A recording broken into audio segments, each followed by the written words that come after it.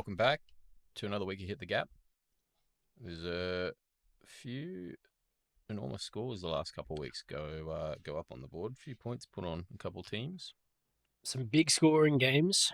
Big scoring games in that first week. First week, back for you anyway. Well, away for you rather.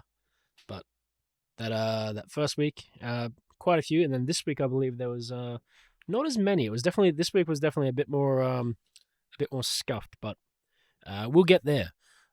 When we get to the first set of games, I think big ones I can think of are probably the Storm game and the Roosters game. I think both had really big games. Mm-hmm.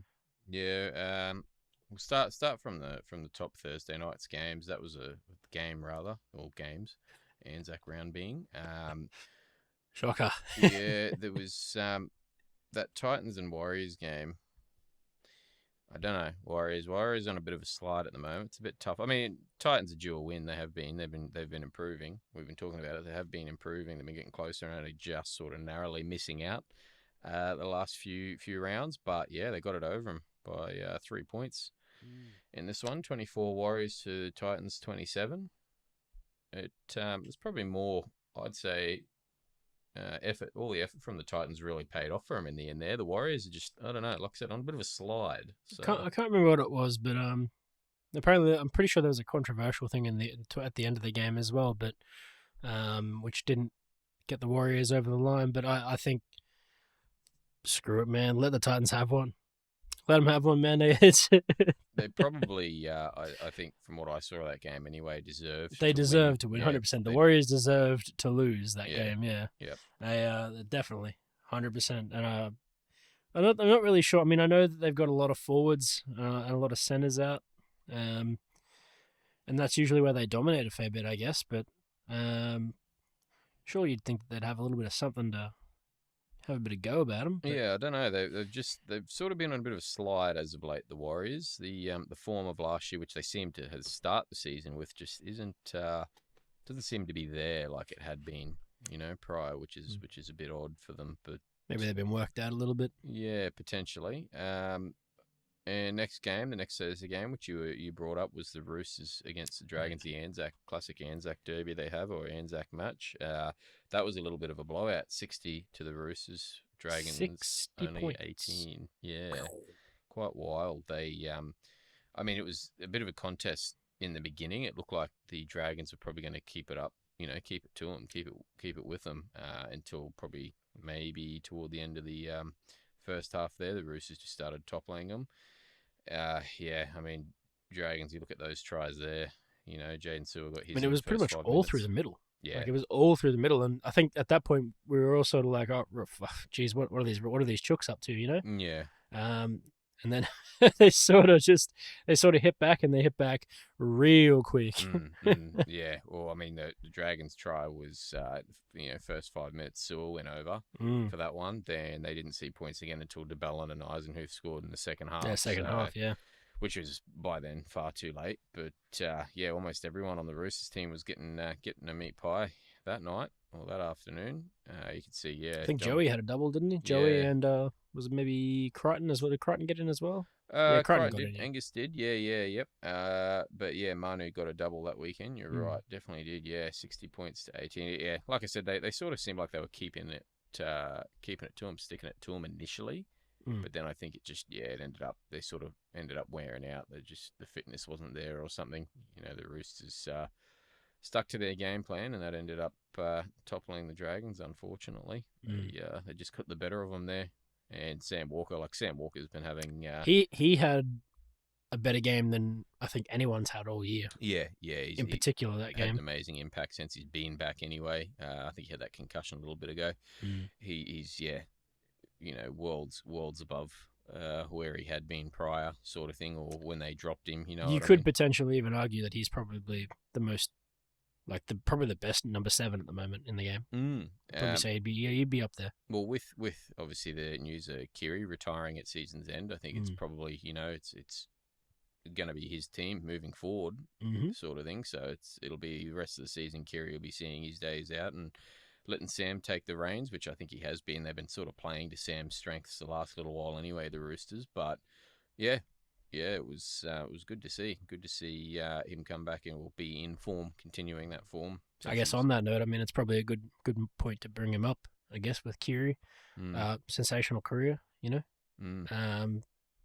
Probably a few too many concussions as well. I'm sure he's probably going to have some issues down the line with that, but I think it's probably a good time now while you've actually got the back line actually pretty set. Now it's probably a good time to hit the button. Yeah, I'm sure. I'm sure the Roosters. I mean, as soon as Kiri decided or whatever, I'm sure they didn't have any qualms with it. It's player welfare is the big thing, especially with CTE and whatnot as of late. So making those calls early or now, which I'm sure Kiri could have played on next year if he wanted to till the end of his contract, but he chose to end it. And if I was Teddy, I'd be thinking along the same lines. Give a little bit back to the Roosters, I think, there. So they've got that little bit of money in their salary cap. But you're not wrong. Storied career between a few clubs. A couple premierships at different clubs too, which is not much a lot of players can say. Absolutely. Next game, last Thursday night game, was the Storm versus the Bunnies. Now, this one ended up being quite a blowout as well, 54 points to 20. Yeah, no. I don't know what you can do to really fix this dreaded Bunnies issue, but and I believe in this Storm game in particular, I think Dimitri was still the coach, I believe. And then this week was when the sacking had finally happened. And I will say it was done in absolutely dog shit fashion. It was probably one of the worst sackings they've done in a while, where they've sort of said, yeah, we're pretty much going to sack you, but just give us another few hours and we'll work it out. Work out who your replacement will be, probably. It was so awful the way they did it, but either way. Yeah, I think the writing was on the wall. Writing was on the wall for a long time. But yeah, it's almost when they might as well have just done it then. Exactly. And had someone, but I mean, had it all organised already, so whoever could come in and take over, you know what I mean? But yeah, they pretty you know what I mean? The results were pretty on par with what the Rabbitohs have offered up since the end of last year, really. Not wrong. Yeah. I think we're probably going to see something. Well, I'd say similar, but I don't think they're making the 8 at all. Yeah. At all. Yeah. To drop out of it. So. Yep. I think as far as the Bunnies go now, I think it's just try and repair, bro. Between that and the amount of injuries they've sustained, players they've lost the last 2 weeks as well, especially. Now they've got no Milne either, right? Yeah. No Milne, no Tass. Milne's out, Tass is out, Murray's out. Murray for 2 months. Gray's out, so Murray will be 2 months at least with that hip flexor issue. I think it is. I saw. They're in the battle at the moment. It's almost Bulldogs of a couple of years ago. They've got an entire A grade team on the bench. I'm pretty sure. Yeah. Like on the sick bay. Yeah. Yeah. It's in the injury ward. Yeah. They're gonna have like a whole stand area for the entire team. Yeah, it's getting a bit dreadful. It's almost like the Bulldogs of a couple of years ago, between form, not being great, and just constantly losing players. It's an uphill battle. They're against all odds almost, it seems. I think even Campbell Graham's still not due back for another 3 months as well. Yeah, he's a while too. I know he was indefinite a while ago, but I think they're looking at a few months, definitely. I think the last I saw was like 20 something, around 20 something. He's getting touted for. So. Yep.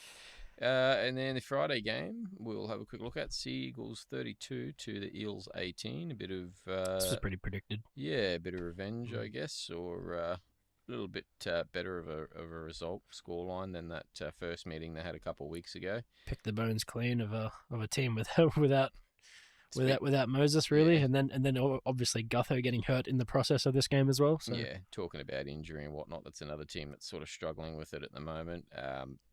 32 to 18 to the Sea Eagles. Sea Eagles continued that form they've had the last 2 rounds, or since the start of the season, almost, you might as well say. They're sort of fine-tuned a bit this year, which is good. Tommy's managed to stay injury-free. Somehow. Injury-free, yeah, which is good, touch wood. Somehow. Yeah, and Eels, and that's it. I mean, they're still getting points, but without Moses there, they're still sort of lacking that attacking flair or control, because Dylan Brown, we know, is probably not a 7. They're out of necessity at the time, but probably not really a 7. And then Losing Gutho on top, that's fucked. Gutherson now out as well with the knee, I believe. He's got a knee problem. He'll be out for a while, which is probably Another 2 months. even going to see Brown have to move back to fullback if they don't have anyone else there. So, unfortunately, we'll really find out what they do next week for sure. And then your Saturday games: West Tigers 10 to the Broncos 34. There was little. It was a bit of a contest to begin with. This game, they weren't ever sort of looking likely to get ahead. The Tigers, unfortunately, they put their points on toward the end of the game on this one, but yeah, it wasn't the thrashing it would have been years gone. I mean, Latu Fenu gave up that penalty, and then it was just all downhill from there. Got that sin bin. That was an absolute brain snap of a play. I don't know whether he's just a young player not reading the rules, or it's just so funny. If you didn't see that, he basically just straight up tackled someone who was running back in for a second 7 tackle set and just mind blank. Straight to the bin, you know. So that's that. I think they were really actually contesting and putting up good field possession as well for a good amount of that first half. And then they just dropped away. One penalty, then another, and then another, and then it was just almost got the better of them. Yeah, it was always going to be a tall order for that game, but I mean, you got to give them props for actually trying to stick with it and trying to do something. So yeah, most definitely. There were a few good plays out of that game. I remember notably. Anyway, I mean, the one I thought was pretty funny, but quite good was.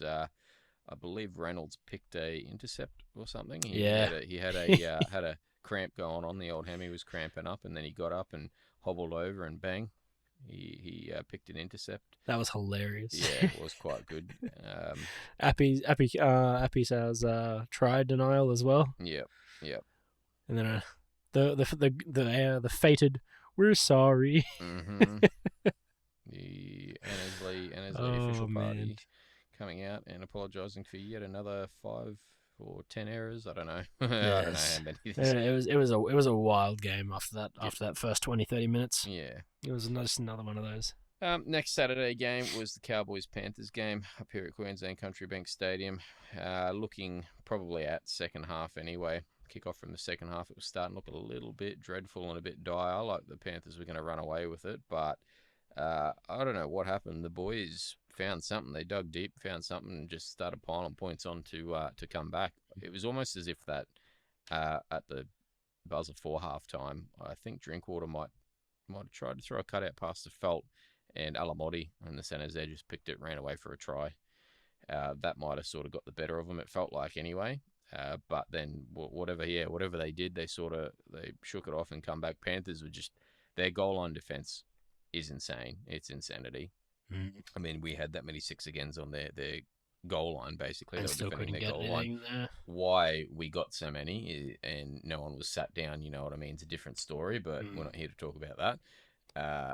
The goal line defense was insane. There's probably 2 or 3 I saw. Nenai was definitely one of them, where it would have been a try for all money any other day of the week or any other team almost, you'd think, but just everyone was there. Between the 2 that held him up, and then I think Edwards got there as well to get under him before he got to the ground, was insane. And that was probably the difference in the end, really. I mean, Holmes potentially missed a kick or 2, I think, and there was Cleary got a penalty kick toward the end. Penalty I think. kick, yeah. So it ended up being 26-20, which, converted try. The difference is, in my opinion, pretty impressive for what we've seen them dish up the last few weeks.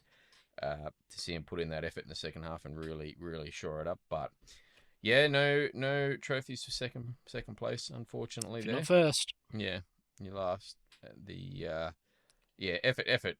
I'm pretty stoked on, to be honest. But yeah, results are still the same, unfortunately. And Panthers doing what they do, only just hanging on, but still relatively convincingly in the end there. And this one is a little bit of a upset, in my opinion. Anyway, the results of this: Knights and the Dolphins on Sunday, 18 to the Knights, Dolphins 14.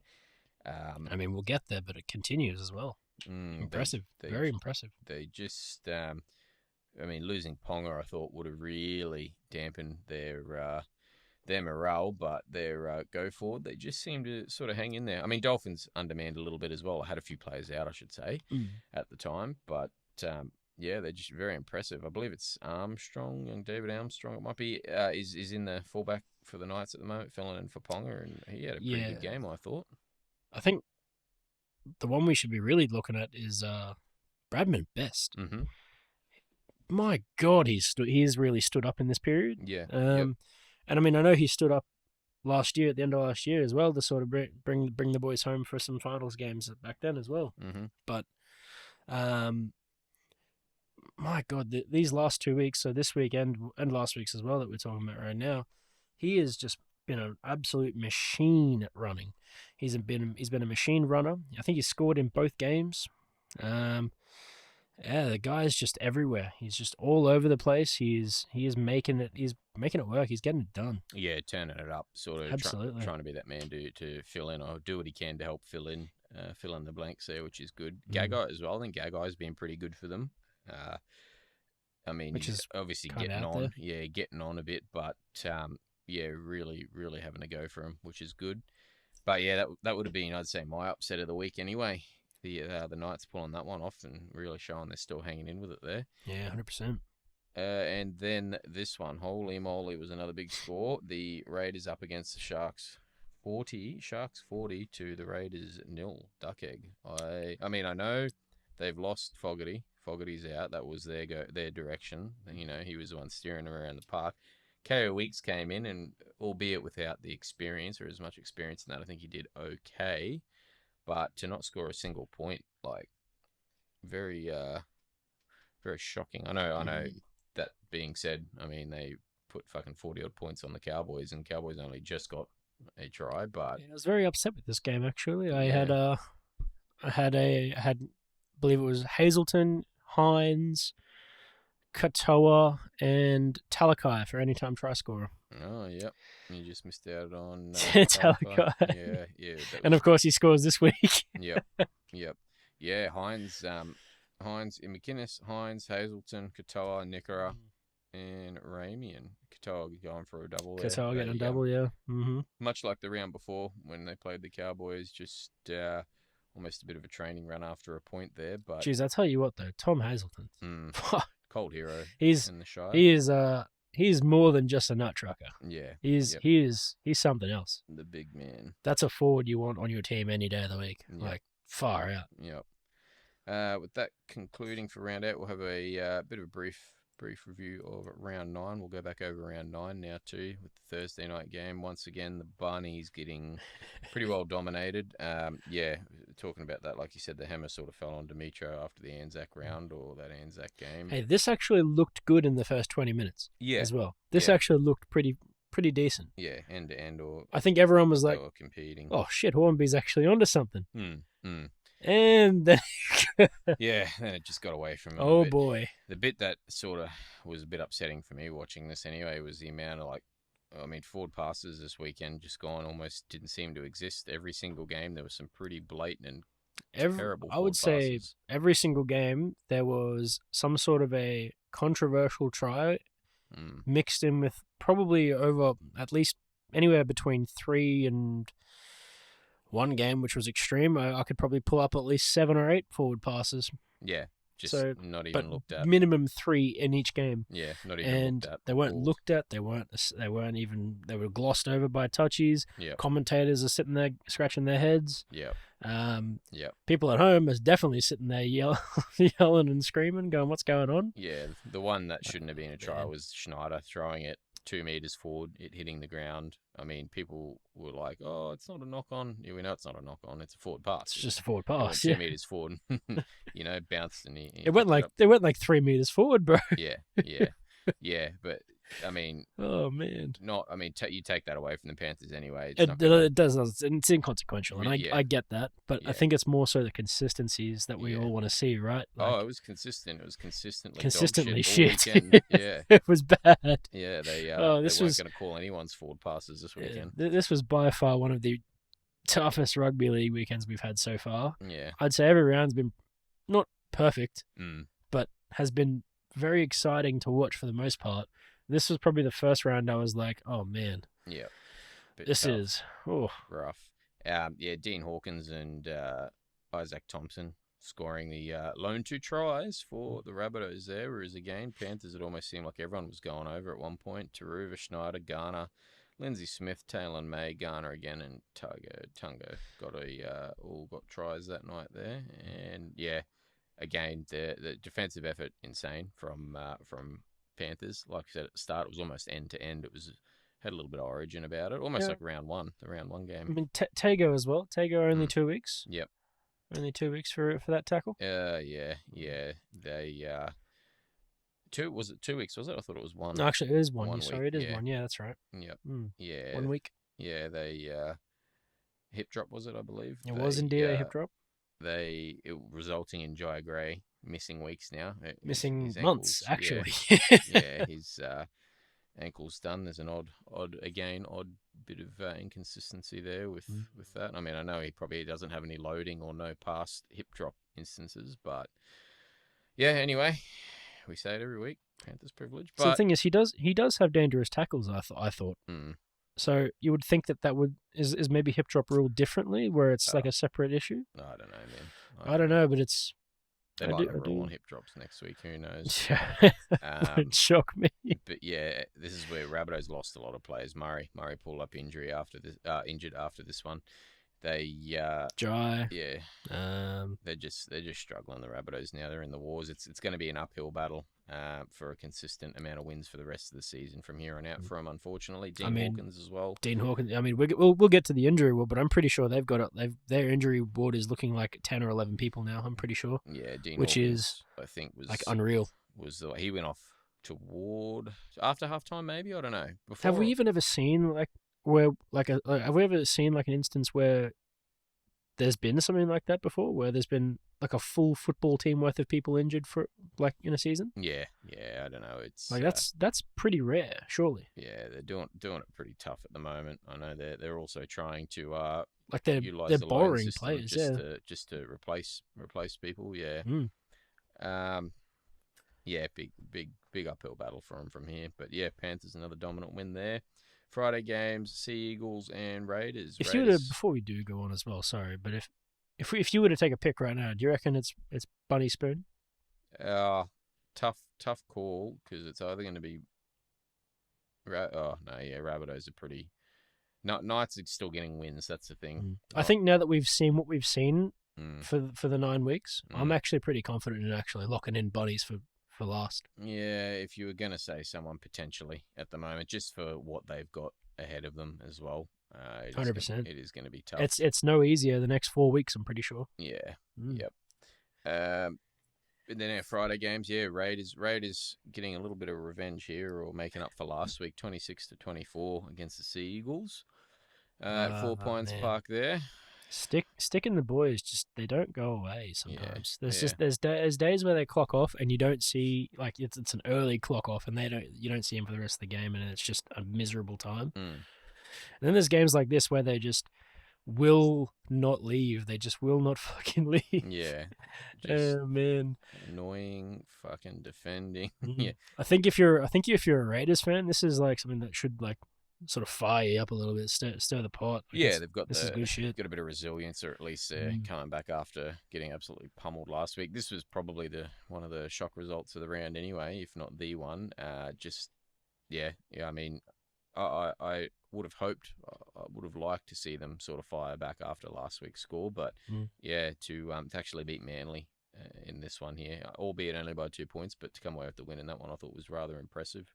From them. Still same sort of halves pairing. I think it was the same team almost, except possibly Hopewade at fullback, or someone got changed to fullback, mind you. Sorry, it wasn't young Chevy Stewart. He was being rested, but yeah, they managed to come away with it this weekend. Next one being the Broncos and Roosters game. This was the other shock. Yeah, Broncos suffering a few injuries throughout the game, which really turned the tide. Roosters winning it from the get-go, though. It wasn't, you know what I mean? Like, Broncos had it in the bag, and then injury toll, you know. I mean, I think, honestly, going into this game, I thought, Broncos, probably the most consistent team so far. I'd say, out of all the teams. Everyone's got L's, but I think out of everyone, I think Broncos probably the most consistent and the most skillful. Yep. I'd say. Yep. But geez, these Chooks, they really extinguished that fire. They did, yeah. They from early on too. It wasn't like a let it settle in the grind sort of thing. Yeah. It was early on. Yeah, they were there from the get go. The Roosters were, which was good to see. And unfortunately, that's it. Injury toll taking effect and just throwing Broncos off the game. And yeah, Roosters weren't going to let up at all there. Reece Walsh had to almost sort of take control of the game. I think, and whether he wasn't ready for it or whatnot, I don't know. He couldn't really play off the cuff or flashy or as flashy really, because it was. There Honestly, needed to be some sort of control to it. But they really killed themselves in that first half, Yeah. Like that first half, they just got away. kept pushing passes for no reason. Yeah, almost a little bit of panic or something. Yeah, it was like they were trying too hard. Mm. But then by the time that they realized, oh shit, we're in it now, boys, Mm. it was too late. They just couldn't. They just didn't have anything left to pull it back. Yeah, results caught up to them. That was it. Culmination of it was that scoreline in the end there. Saturday games we'll jump on to real quick. Bulldogs versus the Tigers. Now this one, years gone by, would have been what everyone would call a poo slinger. There would have been not many points put on, or a lot of points put on, and one team would have probably undeservedly won the game. But yeah, this was actually a good game to watch, I thought, in my opinion. Tigers. This is probably one of the, maybe the Storm game was probably more exciting, but this was probably one of the most exciting games of the round, which is kind of hilarious to say because, like you said, I mean, this is one that you would have touted a bit of a shit show in recent years. Yep. But this was actually probably one of the more like solid games. It was, I think, probably the refereeing was probably still a bit shocking, but I don't want to get fined. or get put in the bin by anyone, so I'll leave it at that. Quality, bro.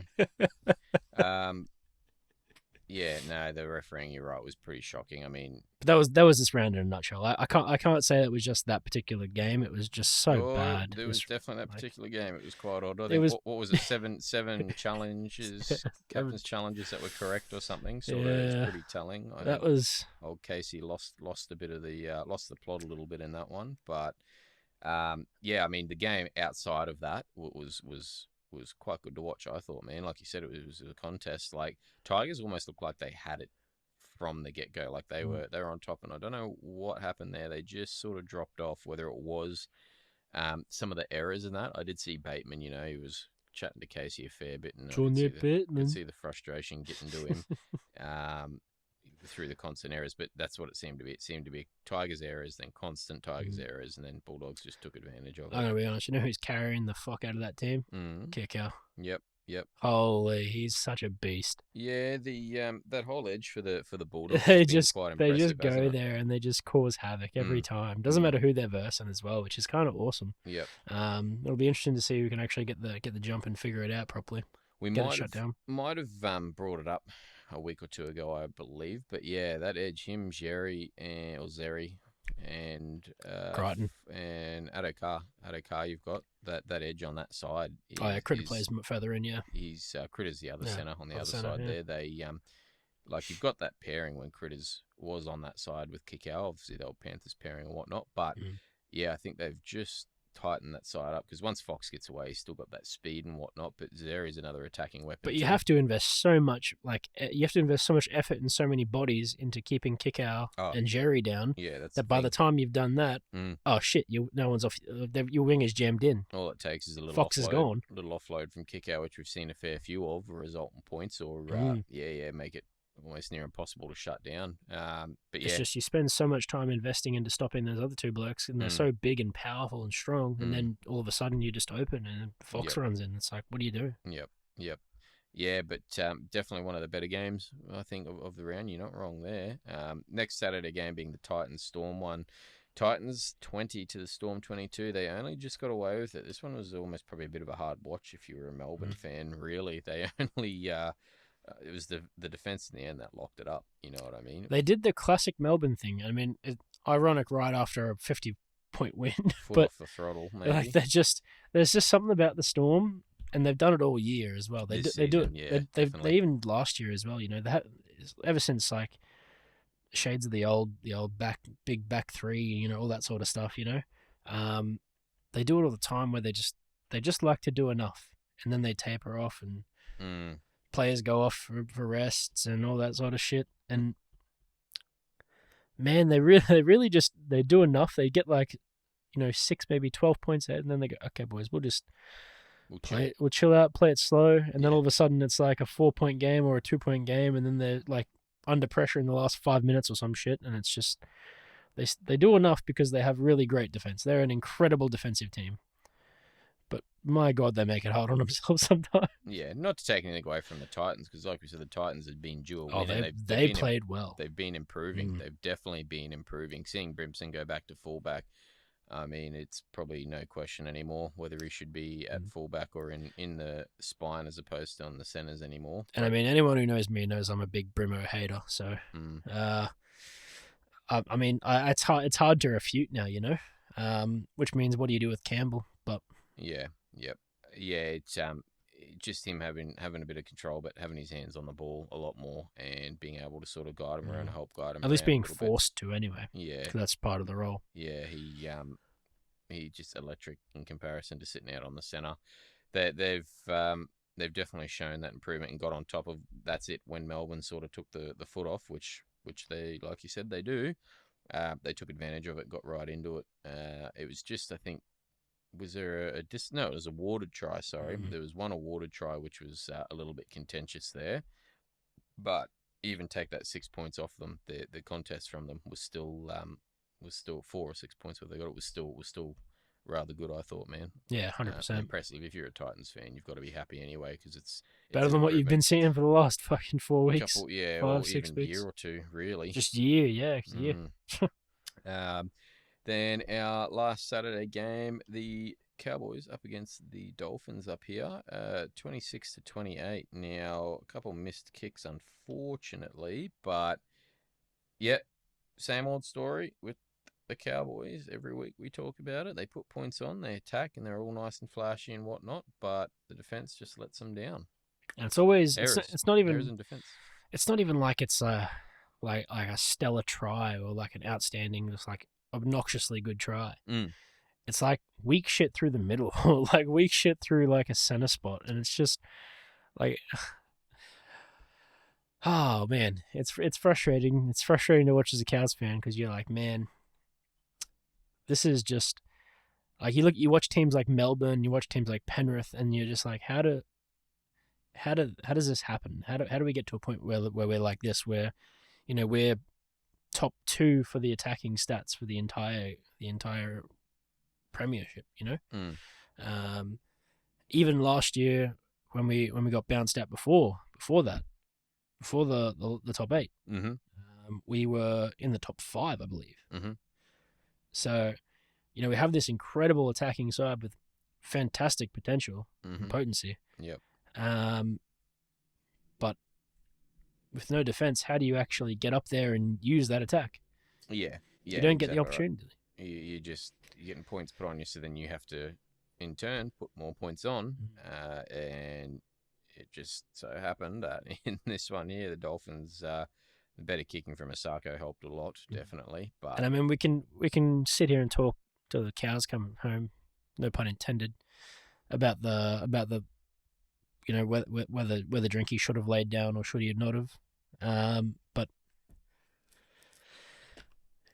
does it make you feel any better if you win that game?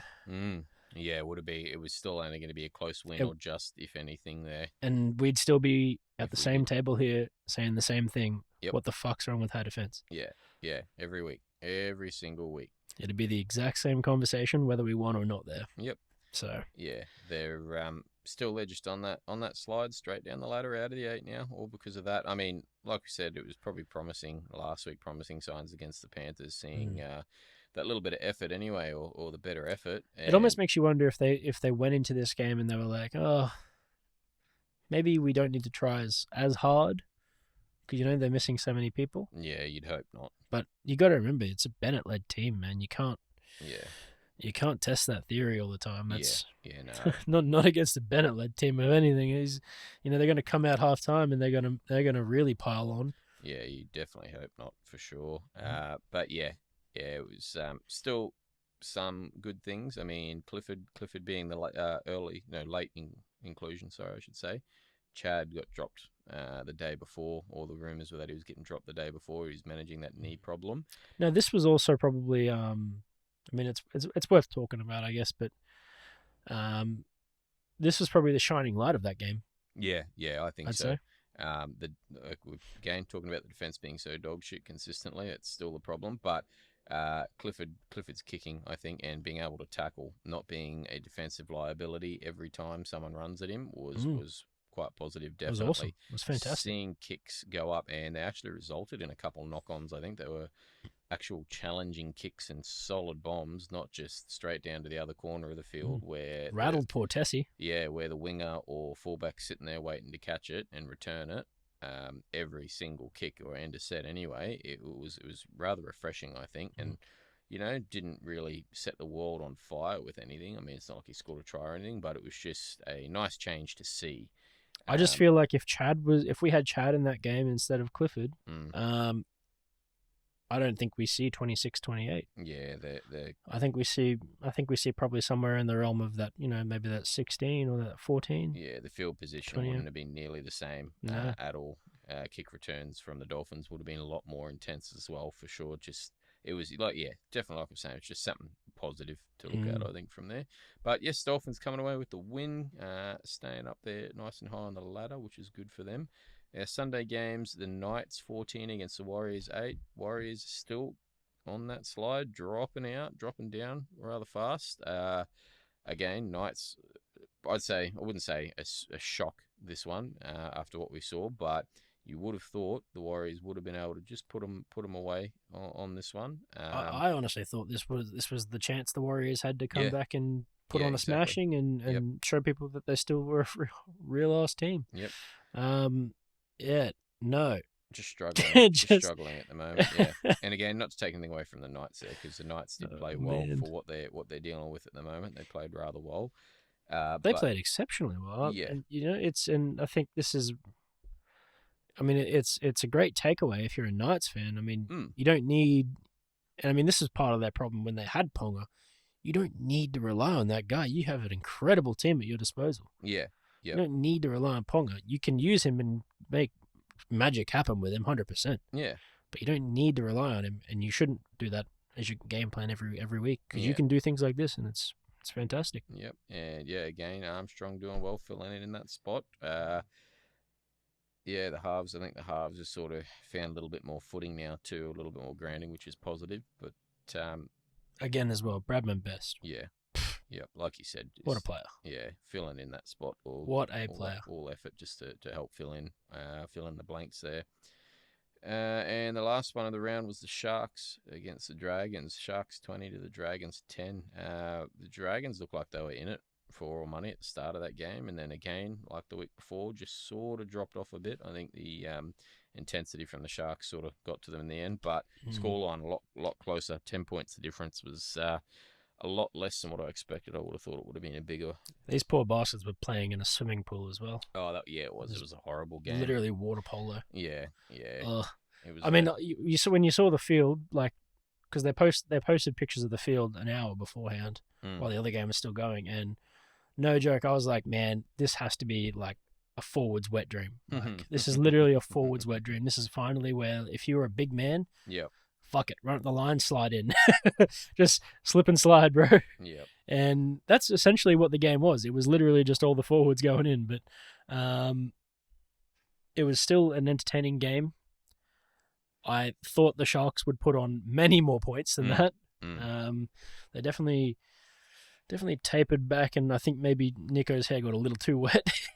Too drenched. It was weighing him down. It was probably weighing him down. Not wrong. Yep. Hot boy wet hair. It's needed a little bit of dryness to it to really give it that crisp touch. But it was just that, like you're saying, the point you would have thought there would have been a little bit more dominance from them. Dragons did, like I said, come out strong, but Yeah, Sharks just I mean, fair play. They wanted to impress Leno. So. yeah, and I'd say they did for the most part until just sort of dropping off there, like they did the week prior anyway. They're just sort of there to compete initially, but just can't, whether it's fitness or what, I don't know, just don't seem to be able to keep into it with some certain teams anyway. We'll jump into this round, round 10. Round 10, we've got Thursday's game will be Dolphins versus Seagulls. This is going to be a tough one. Fourth versus, fifth position. It will be a tough one to pick. Now, I've got to think it's going to be Seagulls, but after what we've seen the last couple of weeks, I don't know. I just don't know, yeah. Yeah. Are they going to be able to control Trey? Because one thing that Manly does pretty poorly, especially when they're not at home, very much so when they're not at home, is they struggle with controlling the little men. Yep. I think this could be a fins up. This could be a fins up. Yep, they are looking strong, getting a few people back. Lemuelu last week, Kafusi last week as well. One of Manly's biggest weaknesses is second half gameplay. One of Dolphins' biggest strengths is second half gameplay. Seems to be, second half, yep. Yeah, it's a hard one to pick. Like I said, I'm thinking myself, I'm going to probably go Manly. I might change it before kick-off, I've got to start doing that lately because the early crow on certain things has set me wrong so far, but big time. Yeah, same. But it could be, like you said, could be anyone's game. Who are you tipping for this one? So I'll definitely go Fins on this one. I think currently, but like you said, I might be in for I might wait to see teamless and stuff like that too. Yeah, changes. There should be teamless out pretty soon, but I think I might even wait till that last sneaky hour and just see what they do because it's tipping's getting tighter and tighter week by week, man. Yeah, I don't know. I don't think there shouldn't really be any changes. I don't think there's many, if any, injuries between both teams. But it should be pretty well similar to what was dished out last week. I think Tessie falls back out of the side. Oh yes, you're right. He did. He picked up an ankle injury or something. Syndesmosis, I think maybe. Yep. But again, they got that many people that can just slot straight into the center position there. Next game on Friday. First one is the Panthers versus the Bulldogs. Now this one you got to be a Panthers win, right? Has to be. I don't see the Bulldogs shying away from it. It's been good to see their effort and improvement this year, but I think Bulldogs away though as well. Yeah, true. A lot of their wins have come from a core. Yep. So yep. I just don't see it. I'd love to see it, but I just don't see it. Yeah, like I said, I think they're going to play football. I don't think they're not gonna have any effort, but you just got to think the Panthers get away with this one. Yeah, that's riff from me. Yep. Next Friday night game is the Eels versus the Broncos. Now this could go either way because it's two pretty Broncos on a Friday night. Yeah, I don't believe it. Although not at Suncorp. That's even funnier. two intense, relatively intensely injury-struck teams at the moment, unfortunately. So it could be anyone's game on this one here, really. Gutho's dropped out, which is harder for the Eels, so we'll have to see what they do there. But in turn... Oh, man, we forgot to talk about Arthurs as well, right? Yeah, Broncos have lost Reynolds and Arthurs, and Madden being out with that peck another week or two, I think I heard. Possibly another week he might be yet. So probably one of the more gruesome broken jaws we've seen too.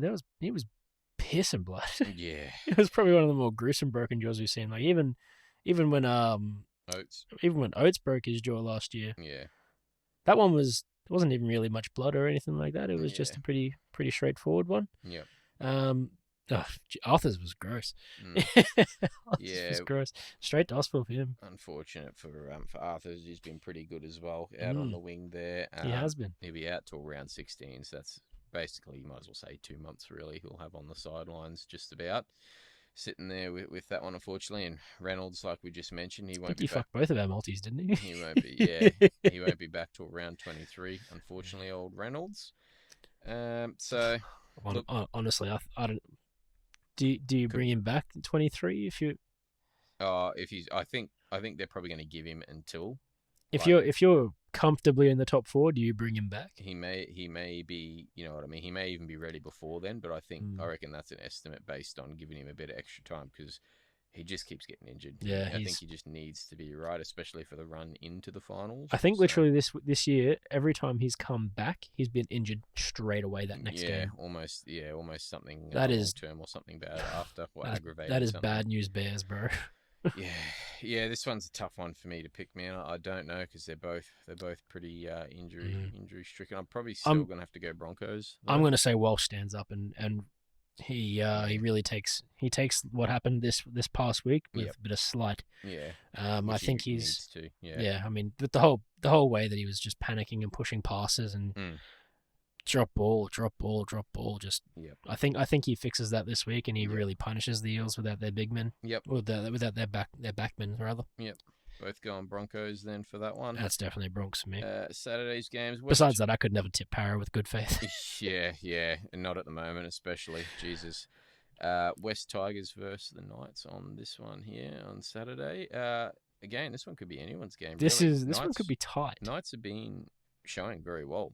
They've been offering very well for what they're dealing with at the moment. So I think they might be in it. But They've both got something to really fight for too. I'm having a feeling. I'm just having a. Or well, actually, no. We have to consider Caesar's now out as well.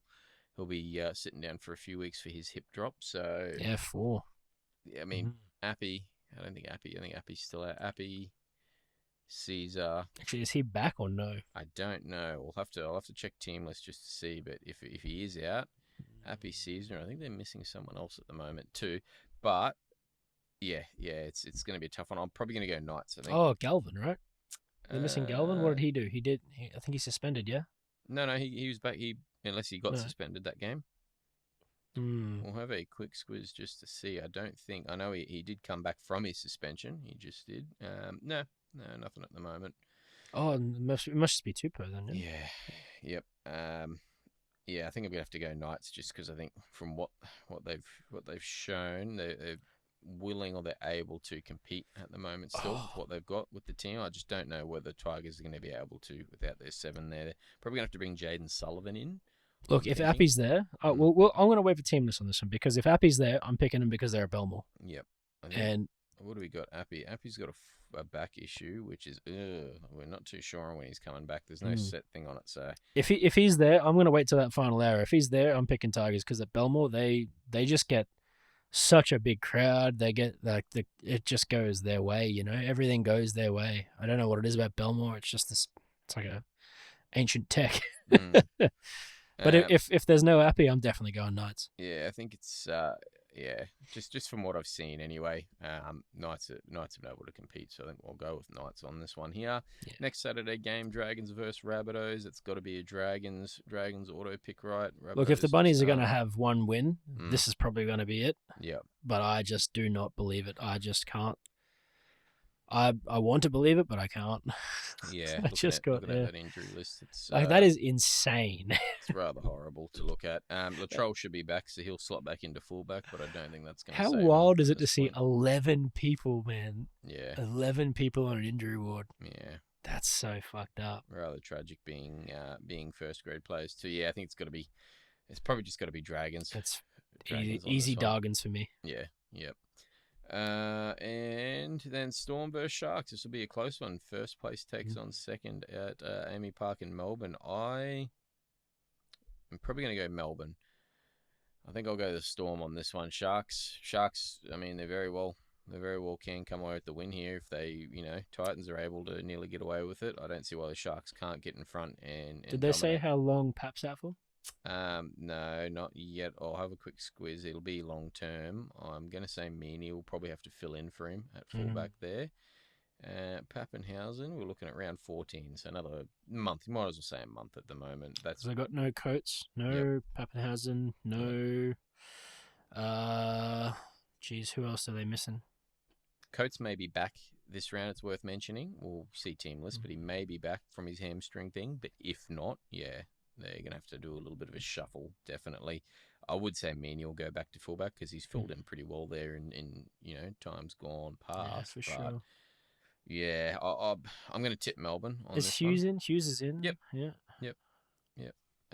I'll tip Melbourne just Jeez. because it's in Melbourne as well, and I think they're probably going to need a little bit of fire under them, a kick up the arse to make up for Last week, yeah. nearly losing. That said, Sharks are probably going to need the same thing. So yeah, exactly.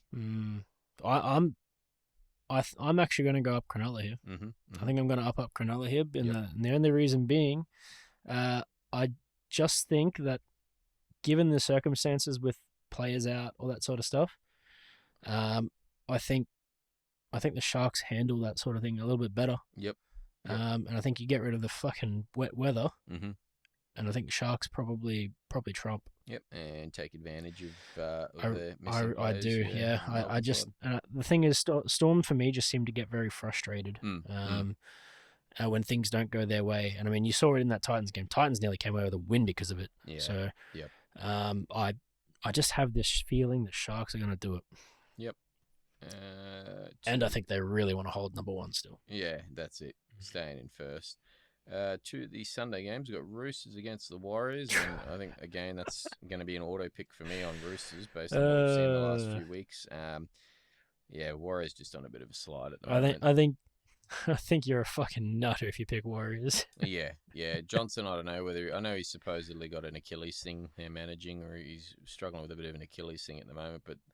Yeah, the whole side's just I don't know, just not there at the moment. It's but there's not really any questions about their backs, you know. There's not really questions about their backs. The question is their forwards. Yeah. You know, all their main forwards and centers are injured. And now they suddenly can't put a fucking game together. Yeah. So. Yep. That coupled with all their errors, you know, just the constant errors. Yeah, it's similar to us really with the Cows. Just the drop ball is ridiculous, but. Yep. Yeah, I just can't see the Warriors even getting close. It could even be another 60-pointer, honestly, based off the last 3 weeks. Yeah, yep, really could be. I think I've got to go Roosters on that one definitely. And then the last game of the round, Titans versus Cowboys. That's down on the Gold Coast there. Like Titans have every opportunity to win dominantly, pretty well. I think. I don't think they've lost anyone to injury. Round just gone, but. Campbell's not due back for another week, so I think we'll see Brimson stay in fullback there for that game. But I think we'll see a bit of a bigger game from the Cows this week. Mm-hmm. I would hope so. This is now 3 weeks in a row where we've sort of just let it go by the wayside. Yep, it's gotten too far ahead of us, or allowed a team to get in front. I think this is where we sort of try and stamp down on this a little bit. I think our defense will still be shit, and I think we'll probably still let in a ton of points. Yeah, but I think we'll put on a ton of points. Yep, I'm hoping so too. It's defense. You know what I mean? It's not going to change overnight. Very clearly, we've been saying it every week since probably round 2, maybe even. Probably round 1. Yeah, every week, man. It hasn't changed. So if the pattern is anything to go off, man, I reckon you're probably right. Defense is probably still going to lack a bit, but hopefully we can still pile on points. Just pile the points, yeah. Keep ahead of the Titans. Go back to the original strat of just surely we can outscore you. yeah, hopefully. But yeah, I don't think it's going to be a walkover at all. Not at all, no. Titans are going to really trouble the Cowboys, I think, in this one. I guess one thing that might also come into play is, you know, there might be a little bit of uncertainty around Fafita. Yeah. So there might be a little bit in the back of the mind there. Yeah. Which we can maybe take advantage of. We will. We'll definitely find out about Fafita. I'll go Cowboys on that one, mind you. I'm definitely going Cows, yeah. We'll find out on Fafita, I believe, by possibly kickoff this week. So Thursday we should find out.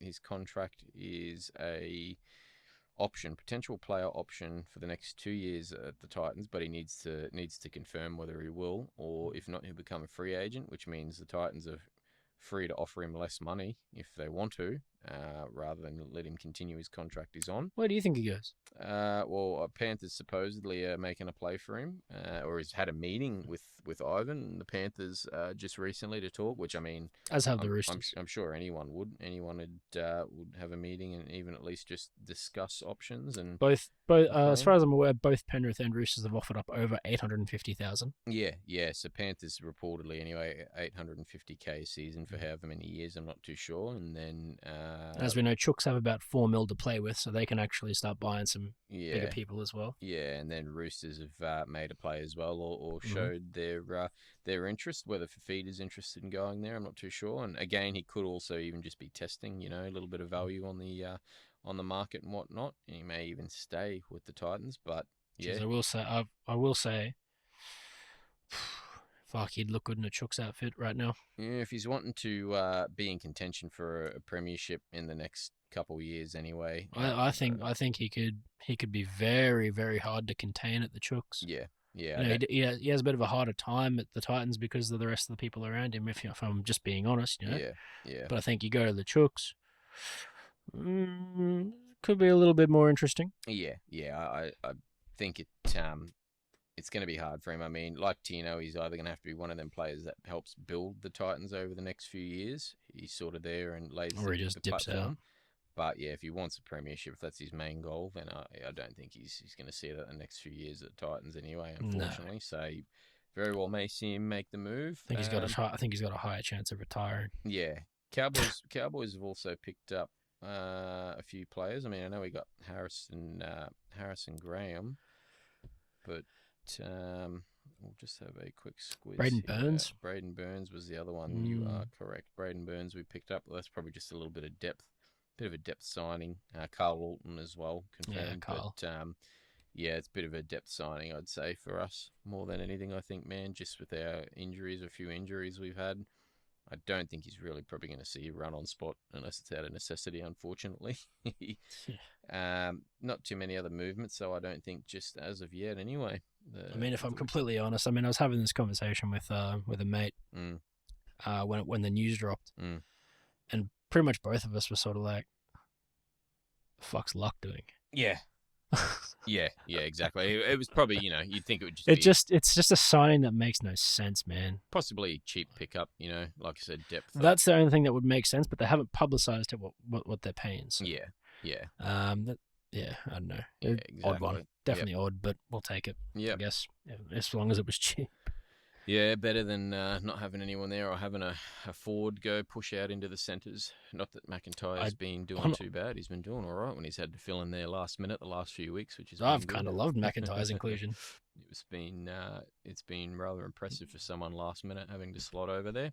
I would like to hope we weren't paying a lot of money anyway for someone from the Rabbits, especially when, given their current situation, they could use all the help they can get. So, we essentially bought him as a Rabbit. Mm-hmm. So, have to hope that we don't pay a lot for it. Yeah.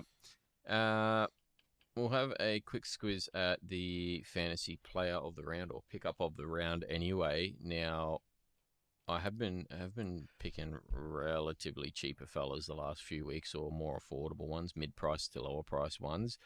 There's not a whole lot at the moment that I think are going to make too much money or be worth picking up. So we'll go a low price this week. We'll do something a bit different, and then we'll go our higher price pickup. But David Armstrong, we were just talking about from the Knights, filling in at fullback. He's going to have that spot locked down for a little while, based on form anyway, but Ponga being out, you would think he'll be there for 6 a while. weeks, right? Yeah, as long as the form doesn't dip, you'll think he'll be there. But he's got a fair bit of money to make if you need someone cheap. Now, probably would have wanted to pick him up a week or two ago, honestly. But yeah, 302k as winger fullback at the moment, because we've started seeing some winger fullbacks either dip in form or injuries come in, suspension or injury, whatnot. The last 2 or 3 weeks has been a problem. So winger Still fullback, a bit of versatility to him too. Yeah, winger fullback option there. 302k. Now he only scored, I believe it's 26 points round just gone, round 9, but he's still made 35k. So if he can consistently score 30s even, you would hope he gets a bit more, but 30s, you'll see him making a little bit of cash over the next couple of weeks. But who I was going to pick initially anyway is the big man, Johnny Bateman from the Tigers. Johnny Bateman. He has been playing at lock, or he's been put at lock last week anyway. He's an edge on fantasy. Well, hopefully he'll get a dual position upgrade in the next couple of weeks when they do their next one. But yeah, a bit of money to make and points to make. 57 points from Johnny there. He's 668k at the moment. Did make 26k round just gone. So I would think if he's putting on 50s to 60 each week, which I don't think will be a drama at all for him, you should see a little bit of money or only very minimal loss at any point. But that's someone I think you want to buy and chuck him in there while he's in that lock position at the moment anyway. I guess one thing is you can always count on him to make good meters in a game. Yeah. So he's always going to have a good little basis. Very no matter consistent. what. If he gets the minutes and that's it, he's in that position, that's exactly right. And stops getting fucking sin binned. Yeah, doing silly shit. Yeah, definitely a pickup. Your play or try the... Yeah. Try of the week. This one was a bit of a barren week. Like I said at the start of the potty, this was definitely the round where if you skipped it, you were okay with it. You didn't miss much. Last week though, I could go. There's probably at least 5 or 6 tries I could put up, but the one that really turned my head, it's got to be Harry Grant. Harry Grant when he went in for the the dummy of the century, where it's not a hit and spin, it's not a dummy, it's a mix of both. He's just walked straight over after throwing a dummy, Straight from dummy hitting half the on the spin, try line. it's Yeah. just straight onto the try line. It was sensational. Yep. Yeah, and that game being a few tries put on by Melbourne against the Rabbitohs, unfortunately. That was everyone and their nans getting to go, basically.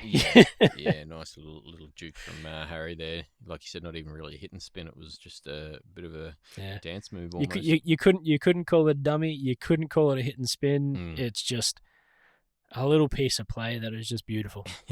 Just to see it's exactly what you want to see from a 9, just being a deceptive, cheeky bastard. Yep. Very good. Sensational. I think that's probably about it for me this week as well, though. Anyway, is there anything in particular?